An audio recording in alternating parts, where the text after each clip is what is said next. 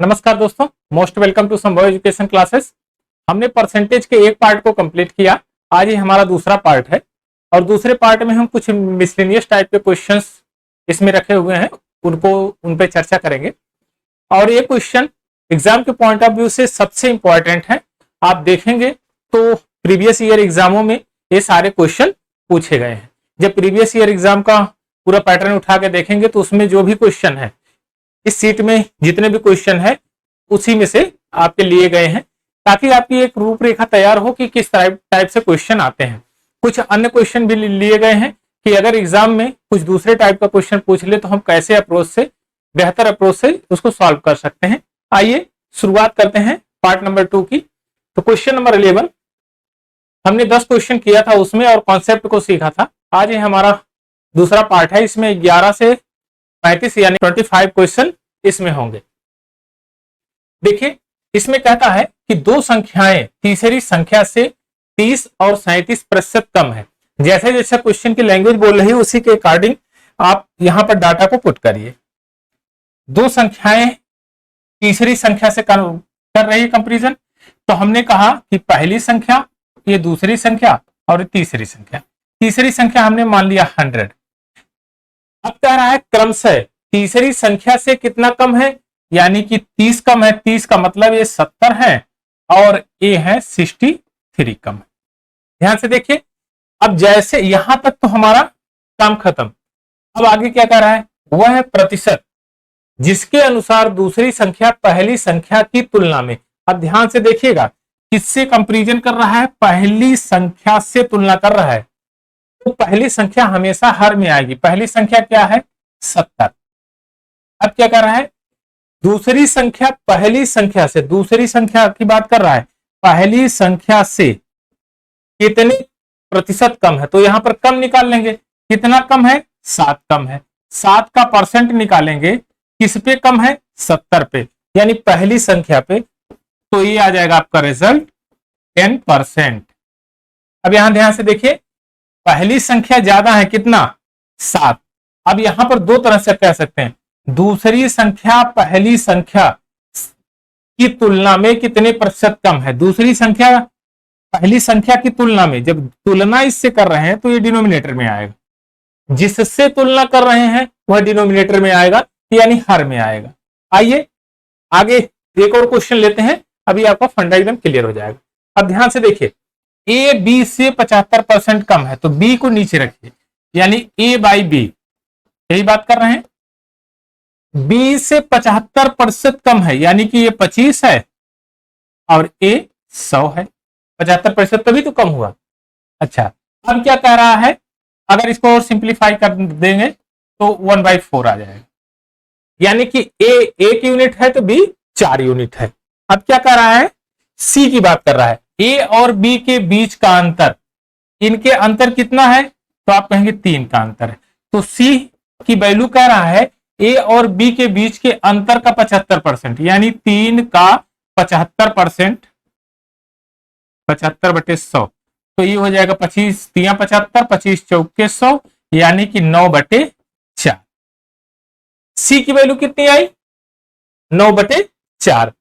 लेकिन अब 9/4 को हम अगर इस टर्म में पूरे लिख दें, रेशियो में, ए तीनों को रेशियो में हम लिखेंगे तो इसको कैसे लिख सकते हैं, 1:3:9/4। ये देखिए रेशियो हो गया। अब देखिए, इसको अगर फ्रैक्शन हटाना है तो 4 से सभी में गुणा कर दीजिए, इसमें भी कर देंगे तो यहां से कैंसिल आउट, ये बन जाएगा 4 और ये हो जाएगा 12 और यहां पर हो जाएगा 9। अब आगे का क्वेश्चन पढ़ लीजिए, सी ए से कितने प्रतिशत अधिक है।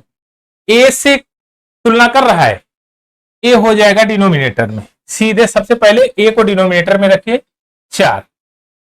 किससे कह रहा है, सी से। कितना कम है, कितना अधिक है, 5। तो 5 यहां पर रख दीजिए, 5 × 100, 25, 125%। ध्यान से देखिए, ए से कितना अधिक है, सी 5, और तुलना किससे कर रहा है, ए से, तो ए आ गया डिनोमिनेटर में 125%। ऑप्शन नंबर ए आपका करेक्ट आंसर। आइए एक और क्वेश्चन लेते हैं।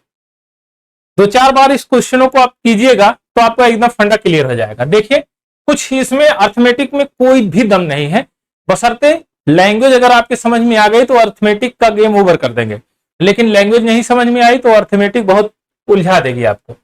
ध्यान से देखिए, यदि x का y% 150 है, यानी कि हमने कहा x का y% 150 है, फिर दूसरा क्या कर रहे हैं, z का y% 300, हमने कहा z का y%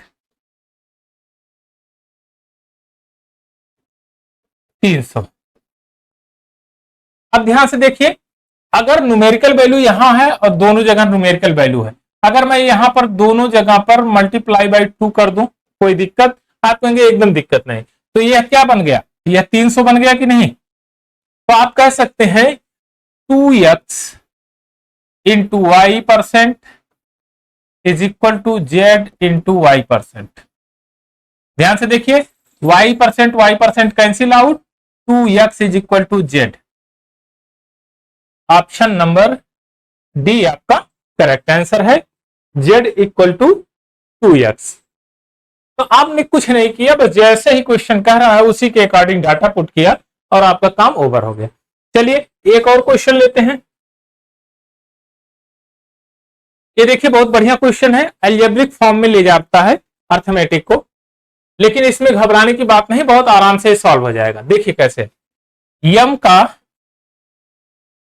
m% प्लस n का n%,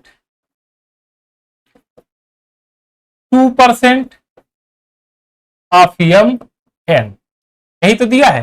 तो मैं कहूंगा परसेंट को तो कॉमन लेना है, तो परसेंट कैंसिल आउट, काम खत्म कर दीजिए। देखिए इसको कैसे लिखा, m square plus n square is equal to 2mn, यही तो लिखा है। अब मैं अगर 2mn को इधर ले आता हूं तो ये हो जाएगा m square plus n square minus 2mn is equal to 0।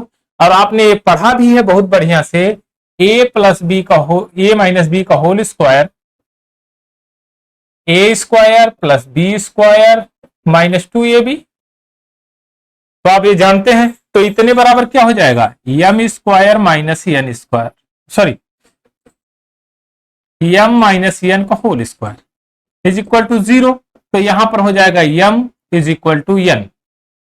अब कह रहा है m का कितना, तो m का कितना परसेंट n है। तो देखिए ध्यान से, दोनों अगर इक्वल हैं तो m बाई m कर सकते हैं, इंटू 100 कर देंगे तो कैंसिल आउट, 100 कितना परसेंट है, 100%। दोनों सेम सेम है तो 100% होगा ही। चलिए एक क्वेश्चन और लेते हैं, क्वेश्चन नंबर 15।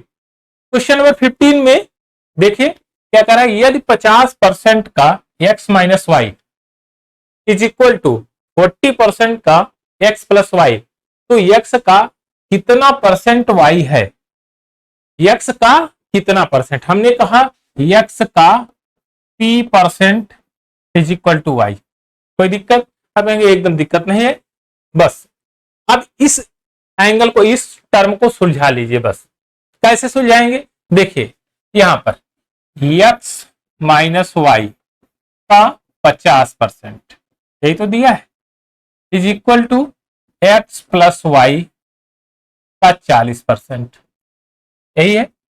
अब ध्यान से देखिए, अगर x माइनस वाई मैं इधर लेकर आता हूं तो ये हो जाएगा x प्लस वाई बटे x minus Y is equal to 50% बटे 40%, परसेंट कैंसिल आउट, ये कैंसिल आउट, तो ये आ जाएगा आपका 5/4।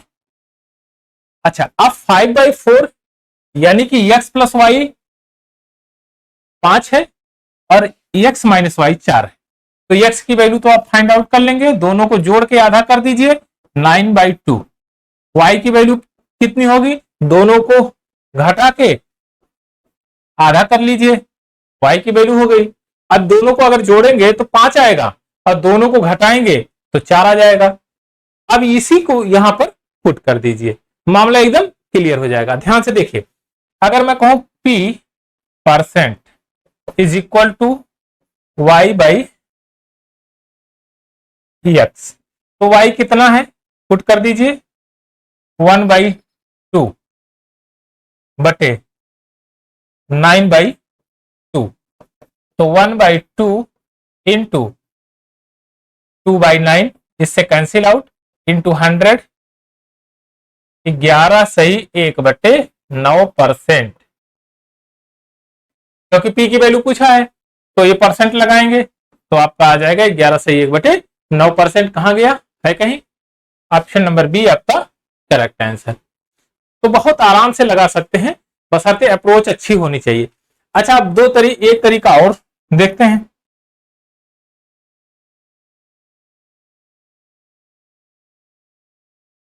ये मान लीजिए यहां पर जैसे आपने देखा, तो आपको बहुत ज्यादा कोई घूमने फिरने की जरूरत नहीं, यहीं से इसको सिंप्लीफाई करिए। एक cancel out, percent percent cancel out, zero zero cancel out, यहां 5 बटा, यहां 4 बच गया। अब ध्यान से देखिए, x प्लस वाई और x माइनस वाई है, तो इसका मतलब अल्टरनेट लगाइए, x plus Y is equal to 5, x minus Y is equal to 4। देखिए x plus Y is equal to 5, x minus Y is equal to 4। अब यहाँ के x की वैल्यू आप फाइंड आउट कर लेंगे, x की वैल्यू आ जाएगी आपकी 9/2 और y की वैल्यू 1/2। अब जब ये वैल्यू आपकी आ गई, तो आप यहां इस डाटा को यहां पर सेटिस्फाई करा दीजिए, बात बन जाएगी। इतना लिखने की जरूरत नहीं, ये तो समझने के लिए था कि अंडरस्टैंडिंग बेहतर हो जाए। आइए एक और क्वेश्चन लेते हैं, क्वेश्चन नंबर 16। कह रहा है ए की आय बी की आय से 24% अधिक है, बी की आय ए की आय से कितने प्रतिशत कम है। यहां देखिए ध्यान से, एक बार बी से तुलना कर रहा है, बी की आय से तुलना कर रहा है, और एक बार ए की आय से तुलना कर रहा है। पहले किससे तुलना कर रहा है, ए की आय से, बी की आय से, सॉरी बी की आय से कितना अधिक है ये, 24%। 24% का फ्रैक्शन वैल्यू 4 छक 24, चलिए 4 छक 24 होगा, हाँ 25, 6 5 31, यानी कि A by B is equal to 31/25। देखिए 24% का फ्रैक्शन वैल्यू अगर बनाएंगे तो देखिए क्या होगा, ये 24/100, 4 से काटेंगे, 4 छक 24, 4 5 सही हमें 25 पे 6 की वृद्धि है, तो 6 की वृद्धि करेंगे तो आ जाएगा 31/25। अब आपने कहा कि बी की वैल्यू 25 यूनिट है, ए की वैल्यू 31 यूनिट है, तभी तो ये बी से ज्यादा होगा। यहां तक आपने काम क्लियर कर लिया, हो गया काम आपका। अब आया दूसरा, बी की आय ए की आय से कितने प्रतिशत कम है। अब दूसरा तुरंत रिवर्स कर दिया, पहले बी से तुलना कर रहा था, अब ए से कर रहा है, तो आप इसको सीधे पलट दीजिए, मामला एकदम क्लियर हो जाएगा। जब आप पलटेंगे तो देखिए क्या होगा, बी बाई ए कर दीजिए। अब बी बाई ए जैसे ही आपने किया तो 31 नीचे आ जाएगा, 25 ऊपर चला जाएगा, तो आपका हो जाएगा फ्रैक्शन 25/31, यानी 25/31। अब ध्यान से देखिए कितना अधिक, कितना कम है, 6 कम है, और 6 कम किस पे है, 30 पे कम है, तो 31 इंटू 100, 30 3 90 और 3 93, यानी कि 3 सही 7/31, और 6 से मल्टीप्लाई करेंगे, 3 छक 18 और 6 सत्ते 42, तो +1 एक और जुड़ेगा और ये हो जाएगा 42, तो 31, यानी कि 12/31, तो ये हो जाएगा 19 सही 12/31 आपका परसेंट वैल्यू।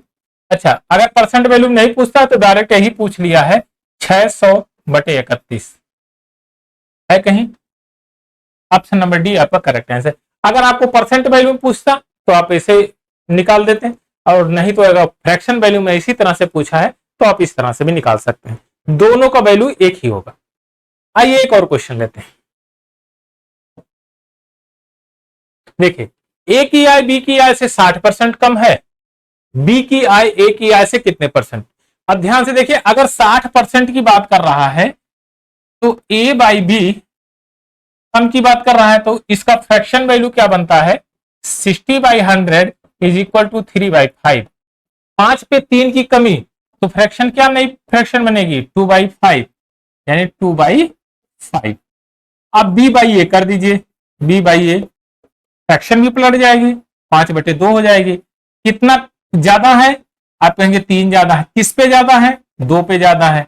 100, 150 है कहीं पर, ऑप्शन नंबर डी आपका करेक्ट आंसर है। इससे देखिए काटेंगे तो ये 50 हो जाएगा, 50 या 150, ऑप्शन नंबर डी आपका करेक्ट आंसर। आइए एक और क्वेश्चन लेते हैं, क्वेश्चन नंबर 19। इसमें कहता है तेल का मूल्य 20% बढ़ जाता है किंतु उसकी खपत में 18 (1/3% कम हो जाती है, तो उसके व्यय में कितने प्रतिशत की वृद्धि या कमी होगी। तो आइए पहले इस कॉन्सेप्ट को समझते हैं कि टोटल एक्सपेंडिचर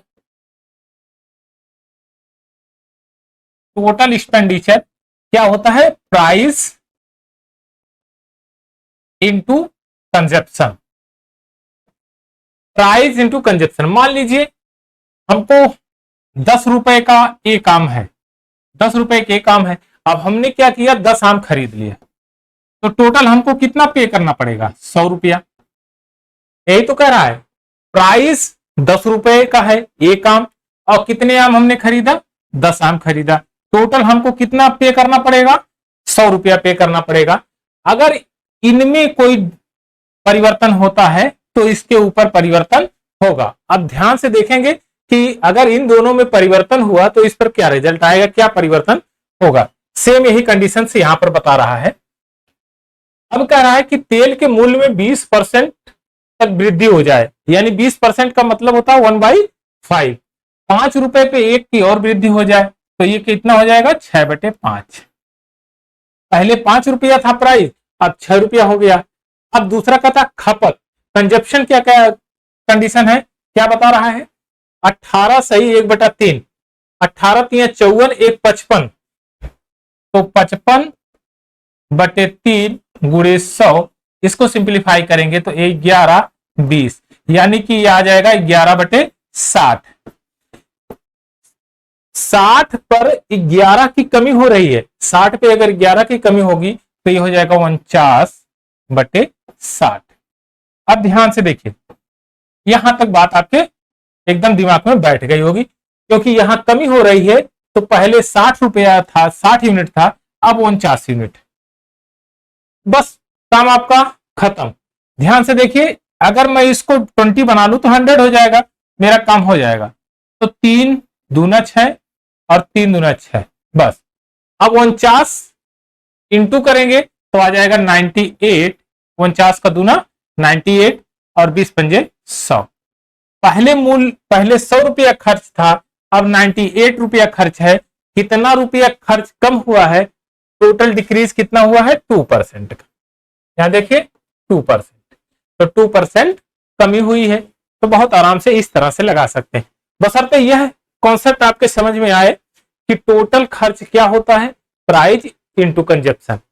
अगर प्राइस में कमी हुई और कंजप्शन में कमी हुई तो जाहिर सी बात है वहां पर दोनों में कमी होगी। अगर एक में प्राइस बढ़ गया, कंजप्शन जो है कम हो गया, तो यहां पर एक्सपेंडिचर भी कुछ चेंज आएगा। आइए एक और क्वेश्चन लेते हैं, अभी आपका एकदम फंडा क्लियर हो जाएगा। पेट्रोल की कीमत 60 रुपए से 75 रुपए हो जाती है, तो पेट्रोल की खपत में कितने प्रतिशत कम करना होगा ताकि खर्च केवल 10% रह जाए। अब ध्यान से देखिए, ये तो कई अप्रोच से लग सकता है, लेकिन जो बढ़िया अप्रोच होगी उसी को हम लगाएंगे। तो इसको देखिए पहले ध्यान से। अब कह रहा है कि 60 रुपए से 75 रुपया हो जाता है, कितना रुपया बढ़ता है, 15 रुपया। किस पे बढ़ता है, 60 पर, तो इसका परसेंटेज निकाल लीजिए, 15/60 इंटू 100, 15 चौके 60, यानी 25% की वृद्धि हुई। अब कह रहा है कि मूल्य में 25% की वृद्धि हो जाए, खपत कितना कम कर दें कि केवल खर्च 20% बढ़े, 10% ही रहे। तो हमने कहा कि भाई 25% की वृद्धि हुई है, हमने क्या किया, खपत x% कम कर दिया, और इसका जब रिजल्ट निकालेंगे तो x इंटू 25/100 रिजल्ट क्या आ रहा है, 10% इंक्रीज हो रहा है, केवल 10% ही बढ़ रहा है। बस इसी को सॉल्व कर लीजिए। देखिए 10 को इधर शिफ्ट करिएगा तो आ जाएगा 15, इसको इधर ले जाइए, थोड़ा सिंप्लीफाई कर लीजिए और हो जाएगा 4 एक कम 4 1 5, जब इधर जाएगा तो प्लस हो जाएगा 5/4 एक्स, 5 से काटेंगे 3 4 3 12, एक्स की वैल्यू कितनी आ गई 12% है कहीं पर। ऑप्शन नंबर बी आपका करेक्ट आंसर है। आइए एक और क्वेश्चन लेते हैं, क्वेश्चन नंबर 21। अंडों की दर में 25% की गिरावट हुई है, अभी कमी हुई है, तो कोई व्यक्ति है जो 162 रुपये निवेश करके 2 दर्जन अंडे अधिक खरीद लेता है, फिर प्रति दर्जन अंडे का मूल्य क्या है। यह इतना इंपॉर्टेंट क्वेश्चन है और इतना ज्यादा फेमस है कि लगभग सारे एग्जामों में आ जाता है। आइए इसकी बेस्ट अप्रोच को समझते हैं, एकदम कॉन्सेप्चुअल पहले समझेंगे, उसके बाद अप्रोच भी लगाएंगे। अच्छा, तो सबसे पहले कॉन्सेप्चुअल समझते हैं। हमारे पास 162 रुपया है, रुपया बढ़ नहीं रहा, घट नहीं रहा, कांस्टेंट है। मामला क्या हो रहा है, जब एक गिरावट हो रही है तब ये ज्यादा मिल रहा है हमको। कोई मूल्य अगर कम हो जाएगा तो जाहिर सी बात है वस्तु ज्यादा मिलेगी, मूल्य बढ़ जाएगा तो वस्तु कम मिलेगी, एक दूसरे के रेसिप्रोकल होंगे। अब कह रहा है कि पहले हमने कहा कि x रुपया था, प्राइस x रुपया था, बाद में जो प्राइस हुआ वह 25% कम हो गया, यानी x का 25% कम का मतलब 1/4 यानी 3/4 हो गया। 25% कम का मतलब जानते हैं क्या, 1/4, 4 पे 1 की कमी 3/4, यहां पर यह प्राइस आ गई। अब ध्यान से देखिए क्या किया कि अमाउंट तो इतना ही है, अब इनमें प्राइस से जब अमाउंट में भाग देंगे तो रिजल्ट क्या आएगा 2 दर्जन, और उनका अंतर निकालेंगे। तो पहले क्या था कि अब जब कमी हुई तो ज्यादा मिलेगा, तो 162/3x/4 minus 162/x is equal to 2 दर्जन का अंतर आ रहा है। पहले क्या था कि 162 से जब इससे डिवाइड करते थे, x रुपए में था तो इतना का 1 था। अब क्या किया कि हमने 162, जब प्राइस कम हो गई तो 3x/4 हो गया, इसको भाग दिया और इनका दोनों का अंतर निकाला तो 2 दर्जन हमें रिजल्ट मिला कि 2 दर्जन अधिक अंडे हमको मिल रहे हैं। बस इसको ही सिंप्लीफाई कर लीजिए।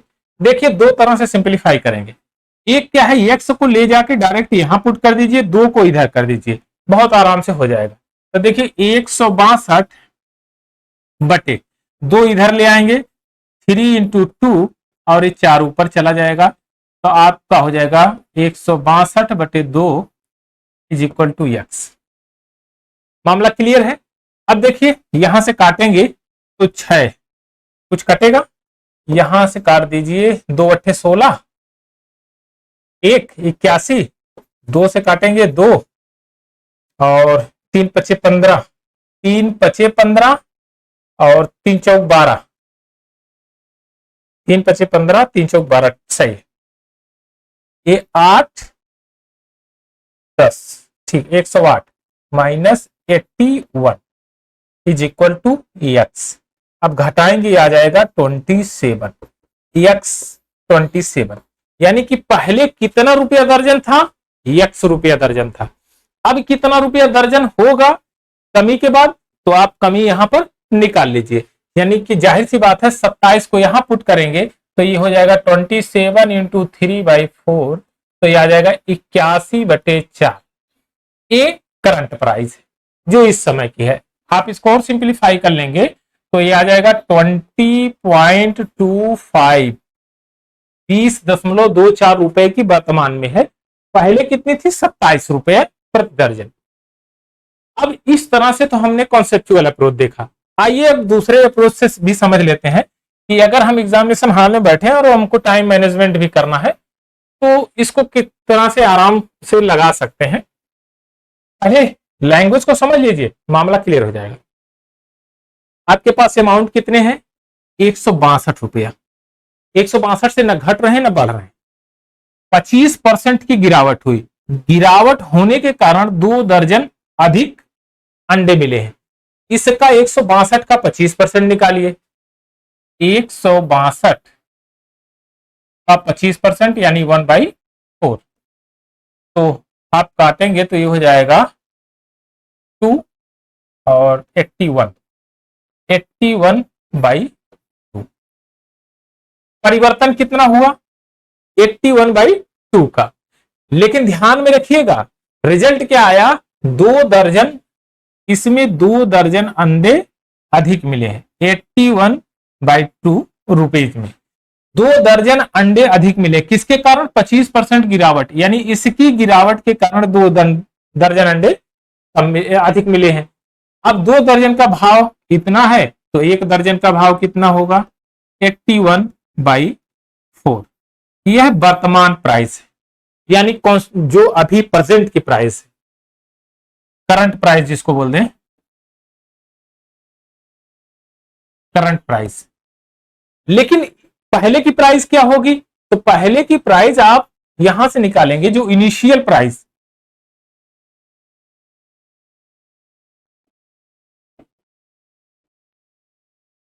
Initial price 81/4। जाहिर सी बात है इससे अधिक रही होगी। 25% की गिरावट हुई थी तो 4/3, 4 से काटेंगे तो ये हो जाएगा 27। पहले कितनी थी? 27 रुपया। अब कितनी हो गई है? 81/4। तो आपको दोनों प्राइस मिल गई। अब पूछा क्या है? ओरिजिनल प्राइस, 1 दर्जन की ओरिजिनल प्राइस कितनी है? 27 रुपया। ऑप्शन नंबर सी आपका करेक्ट आंसर है। तो इस तरह से भी अप्रोच कर सकते हैं, दूसरी तरह से भी अप्रोच कर सकते हैं, दोनों तरह से अप्रोच कर सकते हैं। आइए इसी पर बेस्ड एक और क्वेश्चन लेते हैं तो आपका एकदम पॉइंट क्लियर हो जाएगा। ध्यान से देखिए, चीनी के मूल्य में 20% की कमी होने के कारण एक खरीदार 160 रुपए में 4 किलो चीनी अधिक खरीद लेता है। मामला क्या है? 20% की कमी हो रही है, पैसा वही है उसके पास, 160 रुपया ही है। अगर 160 रुपए का मैं 20% फाइंड आउट करूंगा तो आएगा कितना? 32 रुपीज, 32 रुपया। 32 रुपए का क्या परिणाम हुआ कि 4 किलो चीनी अधिक मिल गई, यानी कि 4 किलो चीनी का मूल्य 32 रुपया है, 1 किलो चीनी का मूल्य 8 रुपया होगा। ये कौन सी प्राइस होगी? ये करंट प्राइस होगी, करंट प्राइस। लेकिन जो इनिशियल प्राइस यानी ओरिजिनल प्राइस क्या होगी? ओरिजिनल प्राइस तो जाहिर सी बात है कमी हुई है तो इससे ज्यादा ही होगी, यानी 8 से ज्यादा।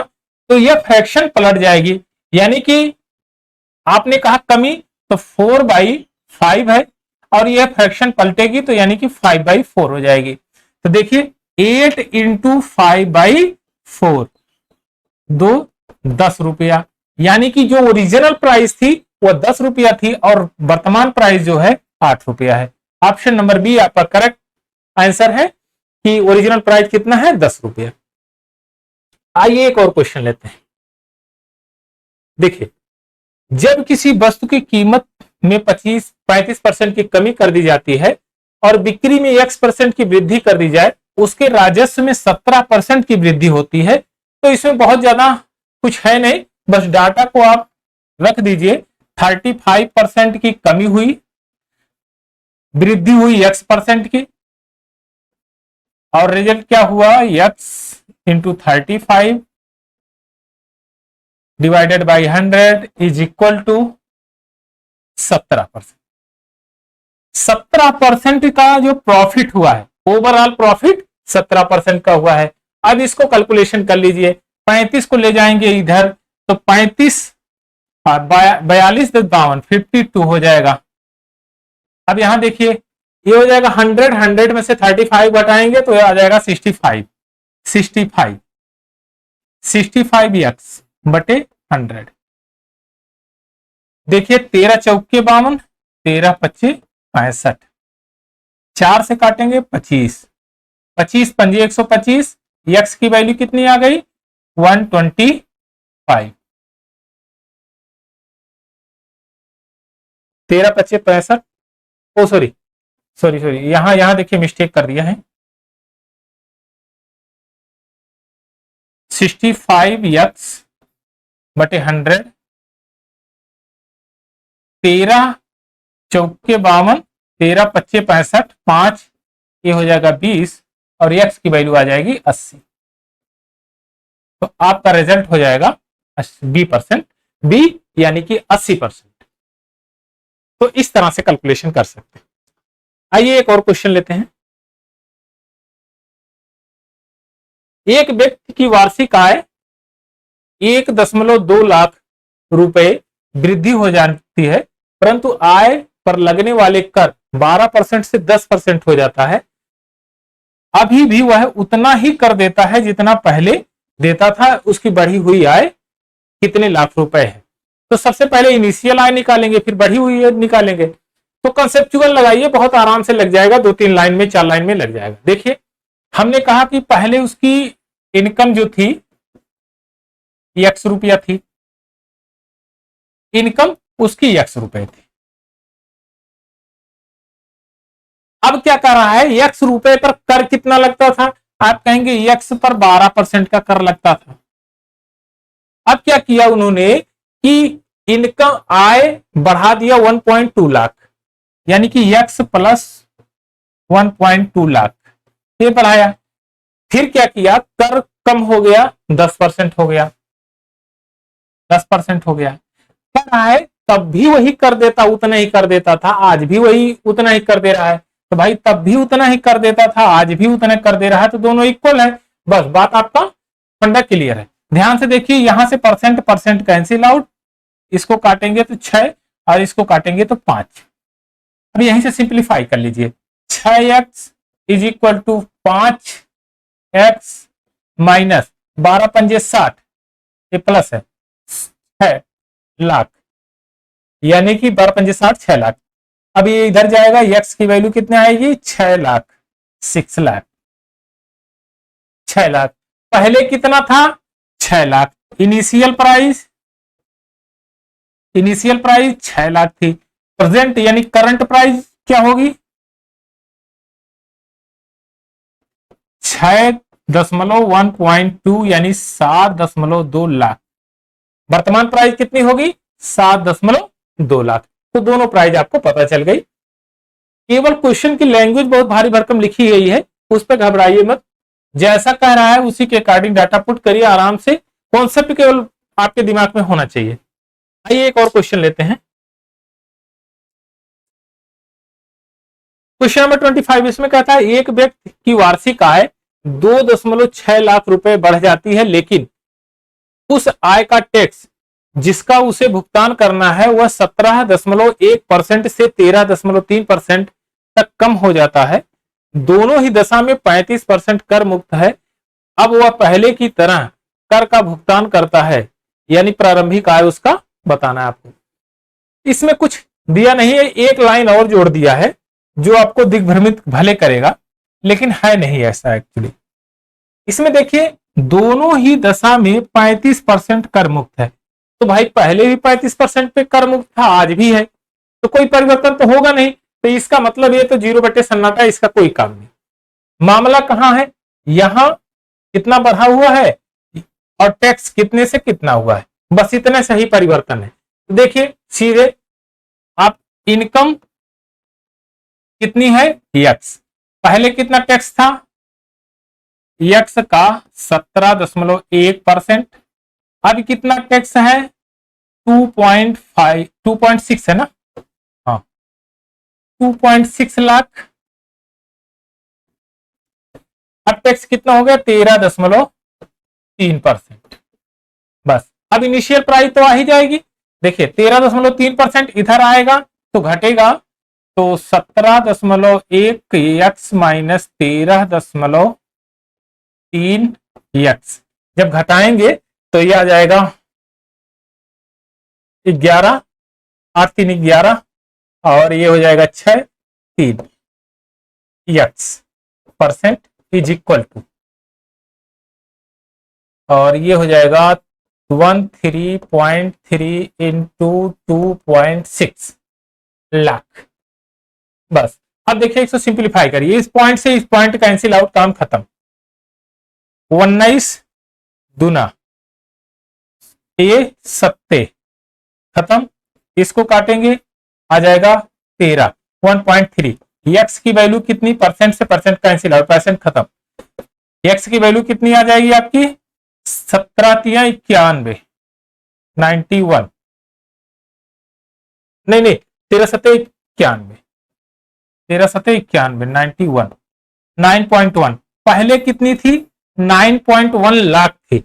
अगर अब प्रेजेंट की पूछा, करंट की प्राइस पूछेगा कि करंट कितना अमाउंट है, 9.1 लाख प्लस 2.6 लाख, तो ये हो जाएगा 9 2 11, 11.7 लाख। यह करंट की प्राइस, करंट का वो उसका वैल्यू है। तो आपसे पूछा है केवल प्रारंभिक कितने रुपया था, 9.1 लाख। ऑप्शन नंबर ए आपका करेक्ट आंसर है। तो इतने भारी भरकम सवाल को भी बहुत आराम से कर सकते हैं, एक आध दो लाइन में। देखिए जब आप दो एक बार प्रैक्टिस करेंगे तो इतना लाइन नहीं लिखेंगे। तो यहां से आपको पता है कि मैं डिफरेंस निकालना है मुझे, तो इनका डिफरेंस निकालेंगे, डायरेक्ट यहां पर रखेंगे और इसका मल्टीप्लाई करेंगे और डिफरेंस इज इक्वल टू इनके मल्टीप्लाई के बराबर होगा। कैलकुलेशन कर लेंगे, रिजल्ट आपका सामने। आइए एक और क्वेश्चन लेते हैं, क्वेश्चन नंबर 26।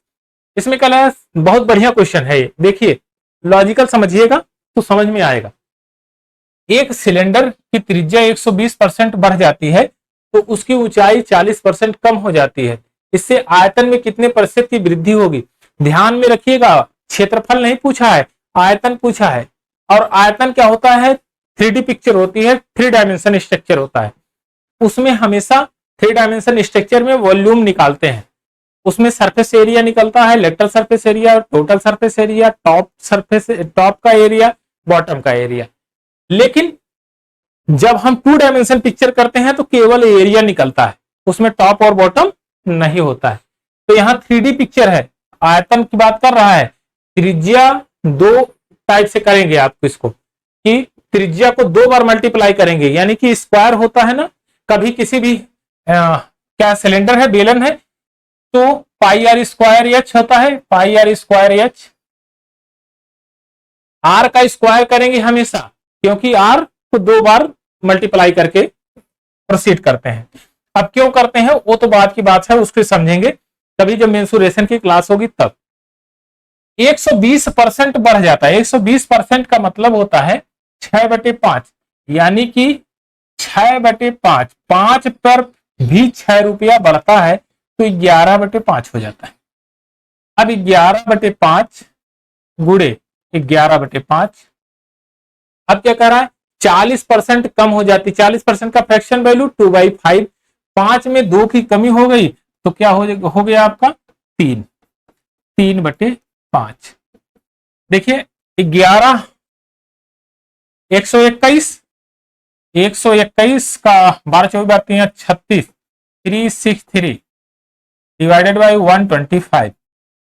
अब कितना अधिक है इसको देखेंगे।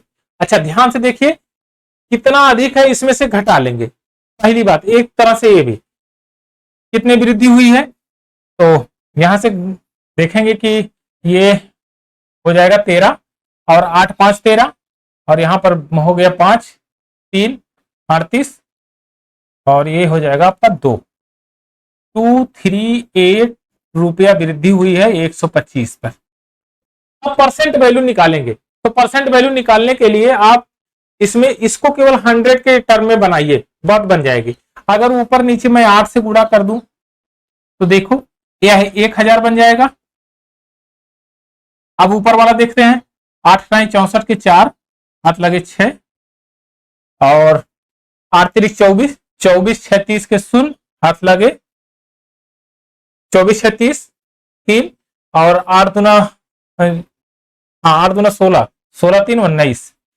एक पॉइंट पे आप दशमलव लगा दीजिए तो कितना आ जाएगा 190.4, इतने परसेंट की वृद्धि हुई। ऑप्शन नंबर सी आपका करेक्ट आंसर। तो कैलकुलेशन बहुत ज्यादा परसेंटेज में मत करिए, यहां तक परसेंटेज लेकर आइए, मामला आपका क्लियर हो जाएगा। यहां जब अब इसको इस 0 को 1 को हटाएंगे, बस देखिए 100% बन गया ये, और ऊपर है 190.4, तो कितने की वृद्धि हुई 190.4% की। ऑप्शन नंबर सी आपका करेक्ट आंसर। एक और क्वेश्चन लेते हैं, क्वेश्चन नंबर 27। बेलन की त्रिज्या में 20% की कमी हो जाती है तो ऊंचाई में कितने प्रतिशत वृद्धि करनी पड़े कि बेलन के आयतन समान रहे। तो ध्यान से देखिए, कांस्टेंट रहने की बात कर रहा है तो त्रिज्या को बढ़ा रहा है, कितने त्रिज्या को कम कर रहा है। 20% की कमी का फ्रैक्शन वैल्यू 1/5 होता है। 1/5 का मतलब 5 में 1 की कमी, तो आपने कहा 4/5 ये हो गया आपका। अब क्या किया कि इसको त्रिज्या को स्क्वायर किया, यानी 2 बार मल्टीप्लाई करेंगे तो आ जाएगा 16/5, 16/25। यह क्या है, रेडियस। रेडियस पहले 25 था, अब 16 हो गया। हाइट को कितना करेंगे तो आप कहेंगे कि आयतन समान रखना है, वॉल्यूम कांस्टेंट है, तो ये रेसिप्रोकल इसका होगा हाइट। तो हाइट चेंज हो जाएगी, 25/16 हो जाएगी। कितने की वृद्धि हुई, 9 की वृद्धि हुई। 9/16 इंटू 100, तो 16 छक्का 96, 1/4। इसमें मल्टीप्लाई करेंगे 9 से, 9 छक 54 और 2 56, सही 1/4 यानी 56.25%। ऑप्शन नंबर सी आपका करेक्ट आंसर। आइए एक और क्वेश्चन लेते हैं। यदि किसी वर्ग के क्षेत्रफल में 19% की कमी हुई तो वर्ग के विकर्ण में कितने की कमी हुई ज्ञात करिए। अब ध्यान से देखिएगा, यह बहुत ही बेहतरीन क्वेश्चन है। आप डायरेक्ट अगर करना चाहेंगे तो ऐसे मुश्किल है, लेकिन कॉन्सेप्ट से करना चाहेंगे तो बहुत आसान है। पहले इस कॉन्सेप्ट को समझिए। वर्ग की बात कर रहा है तो आपने कहा कि 19% की कमी हुई। 19% की कमी का मतलब 100 में 19 रुपए की कमी हुई, 19 पॉइंट की कमी हुई। तो कितना इस समय है वर्तमान में, 81, 81/100। यही पहले एरिया कितना था, 100। अब एरिया कितना है, 81। पहले एरिया 100 था, अब 81। अच्छा, वर्ग कभी देखा होगा आपने बहुत बढ़िया से, क्योंकि आप तैयारी कर रहे हैं तो जाहिर सी बात है स्क्वायर देखे ही होंगे। स्क्वायर की प्रॉपर्टी आपको पता है कि चारों साइडें इक्वल होती हैं, चारों एंगल इक्वल होते हैं, दोनों विकर्ण इक्वल होते हैं। तो अगर विकर्ण की बात करूं तो यह विकर्ण होगा √2a, यही होता है √2a। अब ये बताइए कि अगर मैं इसको 10 पुट कर रहा हूं, इसको 10 पुट कर रहा हूं, तो इसको क्या पुट करूंगा मैं, √2 इंटू 10, यही तो होगा। चलिए, अगर मैं कहूं कि जब यहां पर 9 इंटू 9 है तो दूसरा वाला जो स्क्वायर बनेगा 999 का, तो यह जो विकर्ण होगा यह 9√2 होगा। 9 इंटू √2, आपने कहा हाँ होगा। अच्छा, आप ध्यान से देखिए, पहले कितना था, 9, यहां लिखता हूं, पहले कितना था √2 इंटू 10, अब कितना है √2 इंटू 9। अंतर कितने का है, √2 का। √2 क्या हुआ है, अब कम हुआ है, किसके कारण, इसका जो क्षेत्रफल कम हुआ है, उस क्षेत्रफल में जो कमी किया है 19% की, उसके कारण विकर्ण भी कम हुआ है। कितना कम हुआ है, √2। तो √2 का परसेंट निकाल लीजिए। √2 इनिशियल कितना था, √2 इंटू 10 इंटू 100, √2 से एक cancel out, is equal to 10%। विकर्ण में कितने की कमी आएगी, 10% की कमी आएगी। कैसे, क्योंकि यहाँ 9√2 था, यहाँ 10√2, पहले 10√2 था, अब हो गया है 9√2। तो जब इनका डिफरेंस निकालेंगे √2 का परसेंटेज लेंगे, आपकी वैल्यू आ जाएगी 10%। आइए एक और क्वेश्चन लेते हैं। Question number 29। एक बेलन के आयतन 43% बढ़ जाता है जबकि उसकी ऊंचाई 15 सही 5/13 कम कर दिया जाता है, तो बेलन के वक्रपृष्ठ क्षेत्रफल में क्या परिवर्तन होगा, इसको ज्ञात करना है। तो देखिए, यहां क्षेत्रफल पूछा है, 2 डायमेंशन स्ट्रक्चर है, तो जाहिर सी बात है यहां आयतन की बात कर रहा है, वॉल्यूम की बात कर रहा है। बेलन का वॉल्यूम कितना बढ़ाया है, 43%। हाइट कितना किया है, इतना किया है। तो आप सीधे उस फार्मूले को रखिए, देखिए हमने कहा कि R% बढ़ा है, R% इंक्रीज हुआ है, तो आप कहेंगे कि जो रिजल्ट बनेगा तो 100 प्लस R की पावर 2 बाई 100 इंटू 100 इंटू यहां पर फ्रैक्शन वैल्यू इसका क्या बनेगा, तो देखिए 13 पचे 65, 65 5 70, शून्य और 7 बचेगा, 13 7 20, 200 और 202 बटे 13, हाँ 200 बटे 13 ठीक तो है। कितना कम किया गया, 11, 11 बटे 13। ठीक, रिजल्ट क्या आया है, 43% बढ़ गया, 43% वॉल्यूम बढ़ा है ना। देखिए रेडियस स्क्वायर हमने किया, हाइट सेम से मल्टीप्लाई किया और रिजल्ट क्या आया, 143 बटे 100 हो गया, यही है। बस इसी को सिंप्लीफाई कर लेंगे, आर की वैल्यू आ जाएगी 0 से, ये 100 से एक 100 कैंसिल आउट, 11 से काटेंगे ये आ जाएगा 13। देखिए 100 प्लस आर की power 2 is equal to 13 into 13 into 100। जब इसका अंडर रूट लगाएंगे बोथ साइड तो ये तो कैंसिल आउट, तो यहां से 13 गुणे 10 इज इक्वल टू 130 आ जाएगा। 100 प्लस आर की वैल्यू 130 है, तो आर की वैल्यू कितनी आ जाएगी, 30।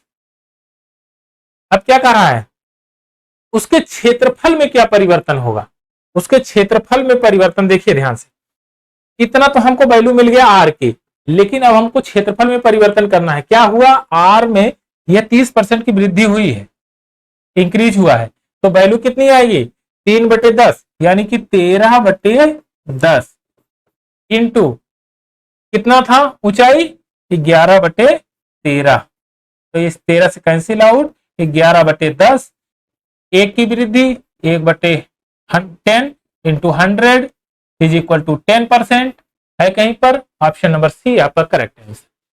तो 10% की वृद्धि होगी। तो आपने देखा बहुत बढ़िया क्वेश्चन था। यहां वॉल्यूम वाला मामला जो है आप डायरेक्ट ऐसे नहीं बना सकते कि डायरेक्ट आपने पुट किया और मामला क्लियर, लेकिन कॉन्सेप्ट अगर आपको पता है तो इतना लिखने की जरूरत नहीं है, आप आराम से और शॉर्ट टर्म में बना सकते हैं।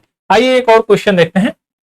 ये बहुत पॉपुलर क्वेश्चन है, कई एग्जामों में आता है और सीजीएल सीएचएसएल में तो दुनिया भर के भर के आएगा, यानी कि हर एक एग्जाम में पूछ लिया जाता है। राघव अपनी आय का 80% खर्च करता है। देखिए जैसा भी कह रहा है उसी तरह पुट करेंगे, इनकम कर रहा है एक्सपेंडिचर प्लस सेविंग। इनकम कितनी है, हमने कहा कि इनकम 100 रुपया है, आय का 80% खर्चा करता, भाई 80 रुपया खर्चा कर दिया तो बचा कितना, 20 रुपया। कह रहा है यदि आय बढ़ जाए 12%, अगर 12% बढ़ रही है तो इसका मतलब यह 12 रुपया बढ़ेगी तो 112 हो जाएगा, तो हमने कहा 12% बढ़ी। अगर 12% की बात किया तो हमने कहा 12 रुपया बढ़ गई है। अब कह रहा है बचत में 10% की कमी हो जाए। अब हमने कहा कि इसमें कमी हो गई है 10% की, 10% की कमी, 10% का मतलब है 2 रुपए की कमी, यानी -2।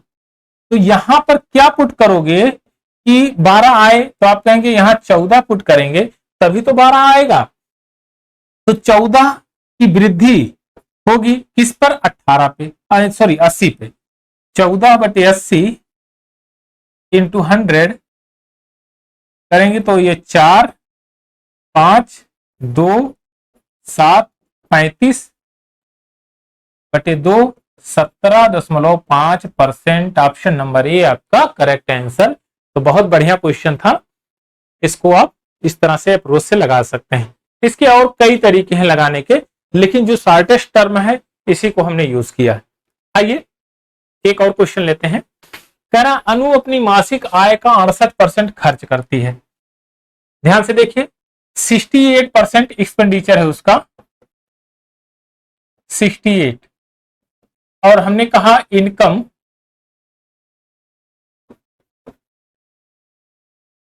इनकम 100 रुपया है, सेविंग कितना होगी 68, 270, 32 रुपीज। अब देखिए कह रहा मासिक आय 20% की वृद्धि हो जाए, कर दीजिए 20% की वृद्धि,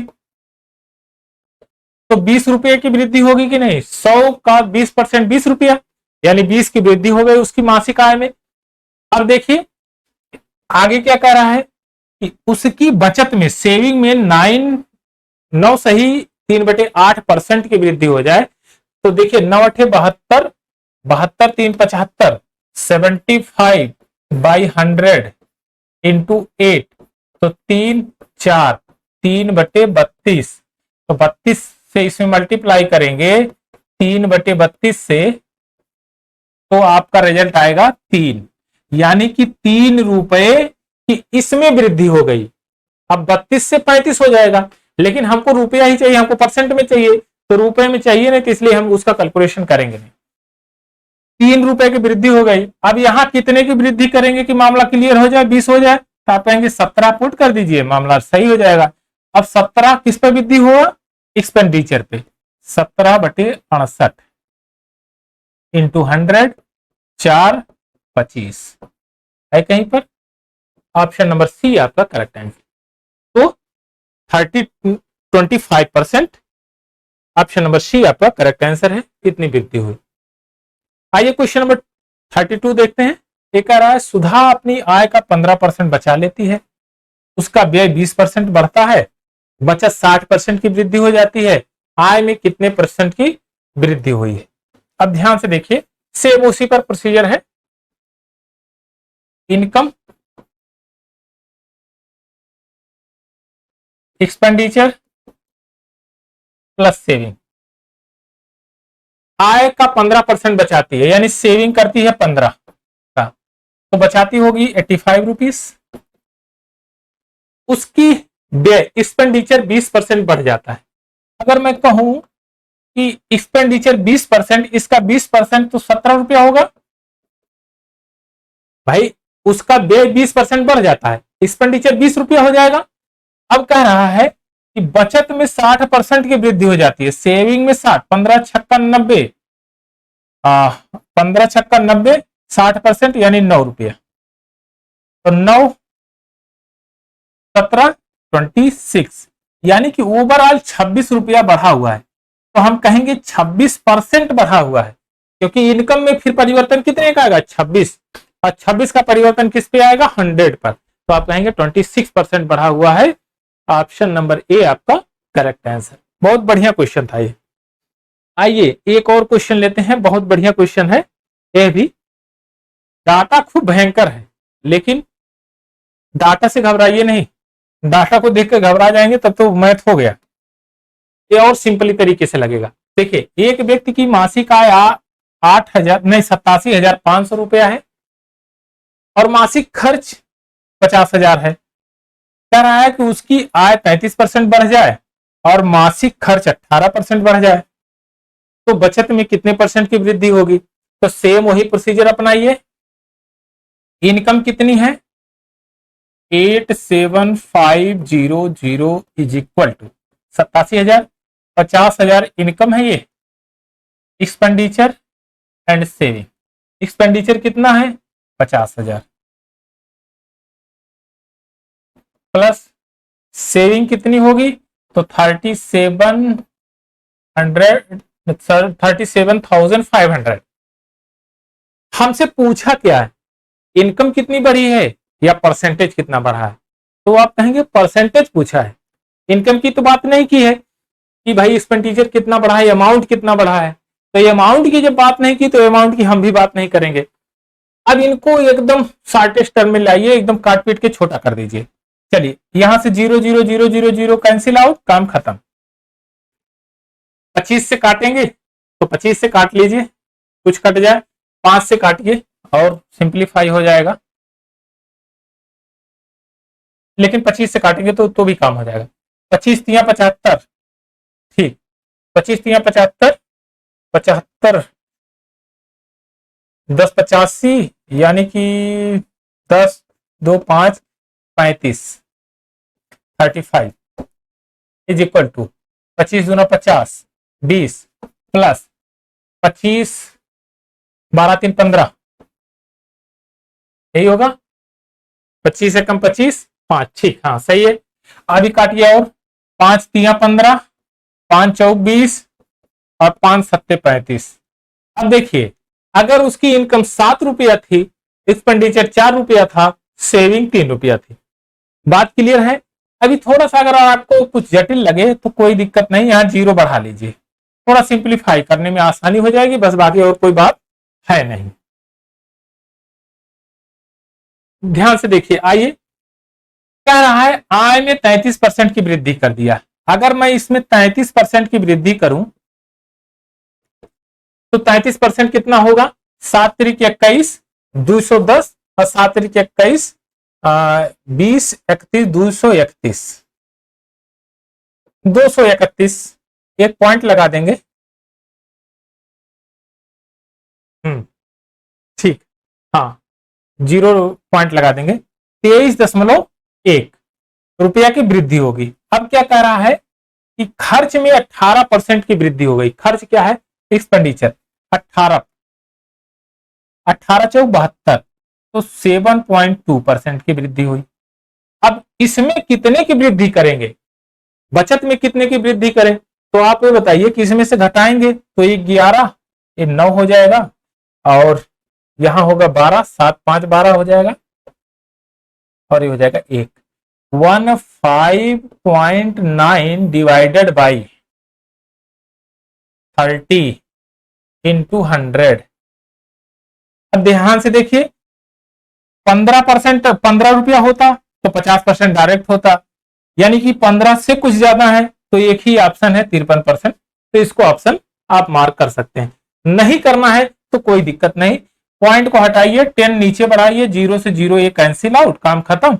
5 3 15, सॉरी 3 5 15 और 3 3 9, यानी कि 53%।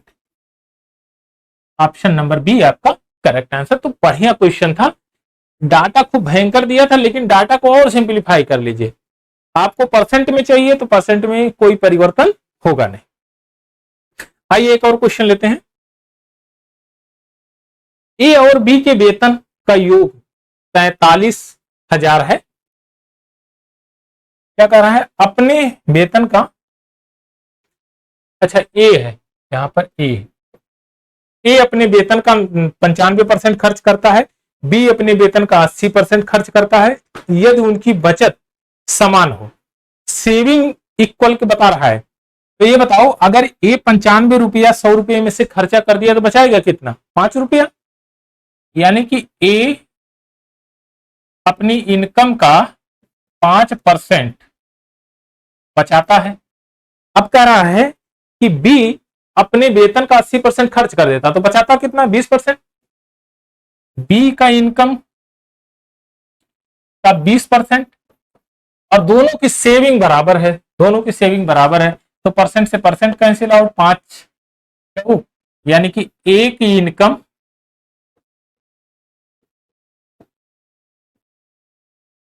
Of A and income of B का जो रेशियो होगा वह हो जाएगा 4/1, 4/1, ए बाई बी 4/1। ए अगर 4 यूनिट उसकी इनकम है, बी 5 यूनिट है, और इन दोनों की इनकम मिला दिया जाए तो 5 यूनिट इनकम है। अब इन दोनों की 5 यूनिट इनकम कितना है? 5, यहां लिख देता हूं, 5 यूनिट इज इक्वल टू 43000। 5 से काटेंगे तो 1 यूनिट की वैल्यू आ जाएगी 5 अट्ठे 40, 5 6 30। अब 4 यूनिट की वैल्यू, तो 4 6 24 के 4 हाथ लगे 2, 4 अट्ठे 32, 2 34, 0 0, 3440। ऑप्शन नंबर डी आपका करेक्ट आंसर है।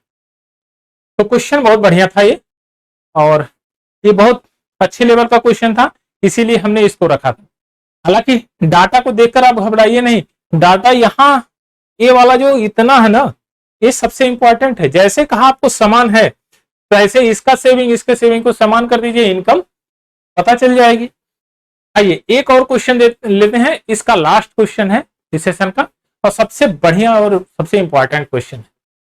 देखिए आप लोग नौकरी जब पाएंगे ना तब इसकी अहमियत पता चलेगी कि इसका क्या होता है क्या नहीं, कैसे इनकम आती है, कैसे नेट इनकम आती है, कैसे इनकम टैक्स आता है।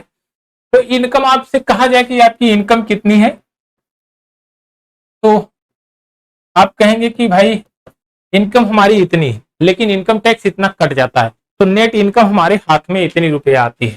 तो नेट इनकम प्लस टैक्स, यही चीज होता है यहां पर। अगर मैं इनकम को कांस्टेंट कर दूं तो टैक्स को अगर मैंने बढ़ाया, टैक्स को बढ़ाऊंगा तो नेट इनकम घटाना पड़ेगा, यानी कि अगर मैं टैक्स को घटाऊंगा तो नेट इनकम बढ़ाना पड़ेगा। एक दूसरे के रेसिप्रोकल है। तो मैं ये कह सकता हूं कि नेट इनकम का सॉरी ये टैक्स का 22%, जितना आप नेट इनकम में बढ़ाएंगे उतना ही इसमें घटाना पड़ेगा। अब क्या कह रहा है कि इनकम टैक्स का 22% और नेट इनकम का 3%, यानी टैक्स का 22% वृद्धि कर दिया तो नेट इनकम 3% कम हो गई। तो नेट इनकम का 3% के बराबर, यानी परिवर्तन कितना हुआ कुल मिलाजुला के। जब ये मामला कांस्टेंट है तो यहां कुछ भी परिवर्तन करिए, x% बढ़ाएंगे तो x% यहां घटाना पड़ेगा, उतना ही अगर यहां पर 10 रुपया बढ़ाएंगे तो यहां 10 रुपया घटाइए, तभी तो बैलेंस बराबर आएगा। मान लीजिए आपको 200 रुपया देना है किसी को, तो दो लोगों को देना है, एक को 100 दे दिया आपने और दूसरे को 100 दे दिया। एक को 90 दिया तो आपको दूसरे को 110 देना पड़ेगा। आपको पैसा चाहे इधर का पैसा उधर करिए, उधर का पैसा इधर करिए, तो 10 रुपया यहाँ कम देंगे तो यहाँ ज्यादा देना पड़ेगा, यहाँ ज्यादा दिए तो यहाँ कम देना पड़ेगा। तो मामला कांस्टेंट वाला है। अब देखिए तो tax by net income is equal to 3/22। Net income कितना है 22, टैक्स कितना आ गया 3, अब टोटल इनकम कितनी आ जाएगी 25। यह है total income. Total income 25 unit, अब 3 यूनिट टैक्स दे रहा है तो कितने परसेंट टैक्स दे रहा है इंटू 100, 25 से काटेंगे 4, 12% का टैक्स लग रहा है। कितने परसेंट का टैक्स लग रहा है 12% का टैक्स लग रहा है। तो इस तरह से हमने 2 पार्ट को कंप्लीट किया और एक पार्ट और कंप्लीट करेंगे हम, लगभग उसमें 20 से 22 क्वेश्चन होंगे जो प्रीवियस ईयर में पूछे गए हैं। आप एक आध 2 बार इसको अटेम्प्ट करिएगा और फिर प्रीवियस ईयर के जितने क्वेश्चन है उसको करिएगा, तो आप एकदम कंफर्टेबल जोन में जाएंगे और ये सब क्वेश्चनों को बड़े आराम से अटेम्प्ट कर लेंगे। जितने भी एग्जाम हैं उनमें जो टॉप मोस्ट क्वेश्चन है जो बार बार पूछे गए हैं, जो एग्जाम के पॉइंट ऑफ व्यू से सबसे इंपॉर्टेंट है, वही क्वेश्चन इस सेशन में रखे गए हैं और नेक्स्ट वाले में भी इसी प्रकार का हम रखेंगे।